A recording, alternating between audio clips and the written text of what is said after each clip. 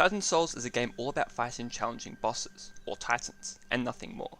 The game's controls are simple. You must only use 2 buttons and an analog stick to control your character, and nothing more. The game's gimmick is that titans only have 1 health, and they take 1 shot to defeat, and nothing more. But the catch is that you also die in 1 hit. While it all sounds so straightforward, the game knows it's simple and is entirely built around it. There are 19 titans in the game, and each titan challenges your mastery of these simple controls in different ways, creating complexity in every little way the game can. The game begins with a short cinematic of you, your bow, and your arrow, and then you awaken the game's world. This first section is the game's tutorial, teaching you the game's mechanics.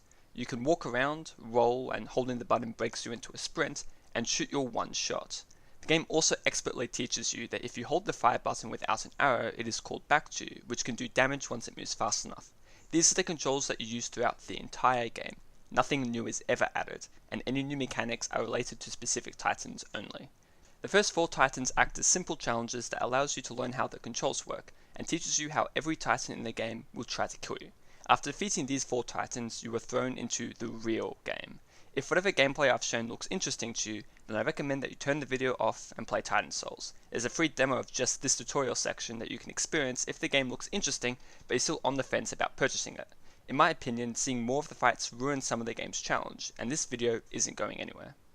The game's stage select map is an open world Overworld, and is the game's biggest letdown. The place is big, far bigger than it ever needed to be, and there's nothing to do in it apart from admire the beautiful pixel art style that the game has to offer. I'm a sucker for pixel art, so I found this section more bearable than others may find it, but once you've admired all of the sights the game offers, it simply becomes empty space. The Overworld does allow for the developers to place little bits of mystery into the world. The game doesn't really have a story, but it certainly has lore. There's even an entire titan devoted to it, allowing for an explanation of the history of this place, but nothing more. The rest of it is linear pathways with different flavors to match the 4 areas of the game: the volcanic mountains, snowy peaks, the ruins, and a forest with Lost Woods inspired navigation. It's mind-boggling how this amount of wasted space was allowed into the final version of the game, as it serves no purpose to the gameplay. There's also no reason for this open world stage select map to exist either. Most titans are locked behind loading screens anyway, with their entrances just sitting there. Some had a slight puzzle to gain access to, but it isn't enough to justify all of this empty space. Had the titans been selected from a drop-down list, the game arguably would have been more enjoyable. Each of these areas has a beacon that activates when you walk over it. This acts as your respawn point and signifies how many and roughly where the titans are in the area. The first time you find a titan, you'll probably notice that all the titans are a decent away from this beacon, and you'll walk this distance every time you die. And you die in 1 hit, so you'll likely die a lot on your first playthrough. For some reason, this made it into the game instead of a simple respawn at the entrance, which is something that the later titans do. This might seem like a nitpick, but in my 100-minute playthrough, I spent roughly 30 of them walking between fights and back to them after I had died. 30% of my time playing the game was reserved for walking around, doing nothing. It's simply pointless padding, and if this walk of shame was designed to punish dying, then the game succeeded in the most annoying way imaginable. When you do finally find a titan, the fight doesn't instantly begin. It's usually in a slumber of some sort. You shoot them to awaken them, they have their battle cry, and the fight begins. It would be a cool introduction the first time you meet them, but it happens on every attempt. It becomes, again, more padding content. While you can admire the titan's presentation, and admire how detailed each one is before you fight it, you'll quickly come to realize how forgettable their core designs are. The slime that divides when you hit it, and the moving cube with 1 face as its weak point are fine, they're the introductory titans, but a rolling ball, plant with spiky vines, a mimic, and a yeti. These are the titans that make up the bulk of the game, and none of these designs are unique. All of the titans become forgettable because of it. I ended up remembering the notes from the incredible soundtrack that played when the titan awoke more than I remembered the titans themselves.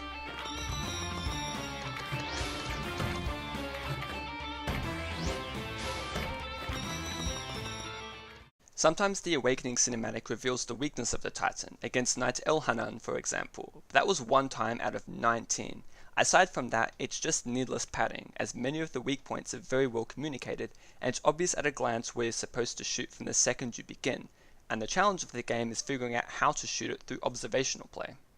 Every Titan only has a few attacks that it cycles between on a constant loop, and learning this pattern is the key to defeating them. The few attacks and simple loop are both features that are used to lessen the frustrating nature of trial and error the Titans have by having less to memorize, and you can usually learn everything the Titans can do within the first few attempts. Then it takes a few more attempts to actually defeat the Titan, and once you line up that perfect shot, it lands with a satisfying. The fights never feels like a run of total bullshit either. Every Titan builds on the initial 4 tutorial fights by utilizing similar animations, so you have a general idea of how the game is trying to kill you. If something is unique, the game has a consistent use of shadows that telegraphs roughly where the attack is coming, making sure none of the new attacks ever feels cheap. Defeating the Titans is almost like a puzzle in a way. Look at the pieces that you have and figure out how they go together, and they can only go together in one way. There's only one way to kill each of the Titans, which is fine, it's a limitation of the simple design of the game, but more could have been done with it. While it's true that the Titans squeeze every ounce of challenge out of the controls, the challenge is rarely very difficult on the execution side of gameplay. Most of the challenge is built on pattern recognition, and because of the puzzle approach these fights have, victory is never hard to reach once you know how. It doesn't stop the victory from feeling satisfying, however, with the whole time freeze thing the game has that lets you see how close you were to dying when your arrow met its mark.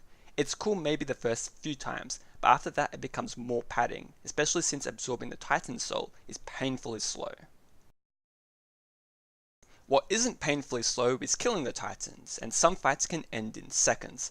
This is really satisfying to do to a Titan that's been kicking your ass over and over, but sometimes you kill them before they even have a chance to attack, which is surprisingly unsatisfying because the game's soundtrack brings this epic feel to each of the fights, followed by a sense of, oh, it's over. I only managed to accidentally cheese 2 fights out of the 19, but I had to beat the whole game before I could return and experience these fights the intended way, almost as if I had robbed myself from some of this already short experience. The difficulty unsurprisingly spikes when you replay the game on hard mode, which everyone should if they enjoyed the game but didn't feel challenged enough. In this mode, all the Titans get speed buffs and have some of their mechanics changed to increase the challenge without changing the fight's identity. Now fights are very much focused on the execution side of gameplay, as the observational challenge has already run its course. Much faster reactions are needed to overcome the faster but still familiar attacks the Titans now have access to, demanding a higher mastery of the controls than the easier versions did. While it might be shameless recycling of old content, I found this second hard mode playthrough more enjoyable than the first, and the Titans are different enough to pass them as new content. Now, this might be ambitious of me, but as much as I like the game, it reeks of missed opportunity. There's so much more that this game could have done to create a complete experience without any padding content. The first thing that could have happened is have Titans that you fight in the Overworld, as sort of a final challenge for each area. This would give the excessively large overworld a reason to exist, and would reward players that have spent time exploring the world. They could find secret passages that helps gain an edge over the Titan. This would incorporate this wasted, empty space into the core mechanic of the game, fighting Titans, and would probably make for some interesting fights as well, like a magma monster that emerges from the lava and you have to climb to the above snow area and flood the volcanic region to weaken it, something like that. There are already Titans in the Overworld, but they all have enclosed battle arenas, so they end up being the same experience as the Titans locked behind loading screens. Talking about the Overworld, the straightforward exploration that it enforces between Titans could have been used to teach the player new mechanics in a safe environment. The game already tries to do this, but those mechanics aren't even used in the fights they unlock. Say if the game forces you when walking down one of the game's unnecessarily long walkways, there was some fallen rubble blocking the path, and some cracked section could be shot away because it looked weaker. So then in the upcoming Titan fight, say a golem that has its eye as its weak point, you have to shoot its weaker cracked sections to lower it down.